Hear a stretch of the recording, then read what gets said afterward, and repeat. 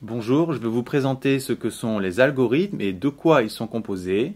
Puis nous verrons deux exemples d'algorithmes utilisant l'instruction conditionnelle si, alors, sinon.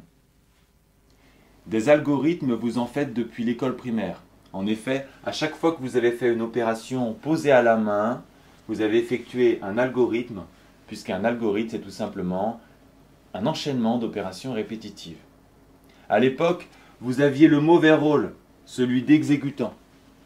Aujourd'hui, vous donnez les ordres à une machine et vous êtes en vacances pendant qu'elle effectue ces opérations répétitives.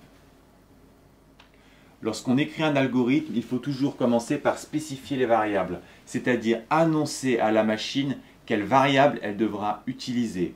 Celles-ci peuvent être aussi bien des entiers, des réels, mais aussi des tableaux. Elles peuvent donc prendre plus ou moins de place.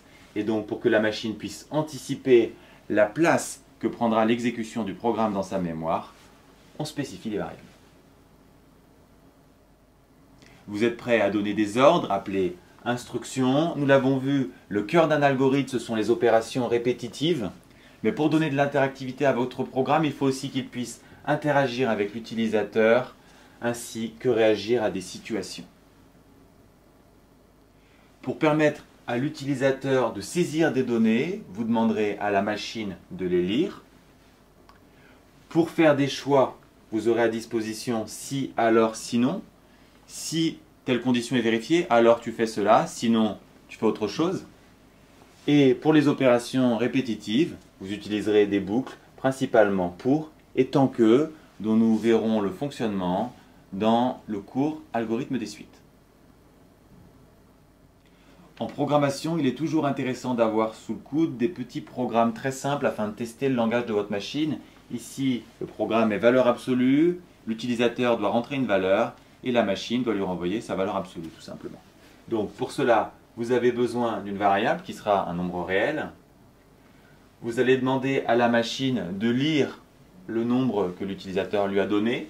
Puis ensuite, si ce nombre est positif, elle doit l'afficher tout simplement. Et si le nombre est négatif, elle doit prendre l'opposé, puis l'afficher. Quand vous avez une conditionnelle si, vous devez toujours terminer par fin du si pour fermer la conditionnelle. Comment traduire ce programme sur votre Casio? Tout d'abord, bonne nouvelle, pas besoin de spécifier les variables. Par contre, il faut donner un nom à votre programme. Pour lire, vous utiliserez cette syntaxe. Pour si, alors, sinon, fin du si, la traduction c'est if, then, else, if, and. L'affichage est codé par ce petit symbole triangle et x prend la valeur, l'affectation est traduite par -x, flèche x, par une flèche donc. Deuxième algorithme un peu plus riche, le but pour un polynôme de degré 2, sortir le delta et les racines. Il nous faut donc 5 variables, les 3 coefficients du polynôme de degré 2, le delta et une pour les racines.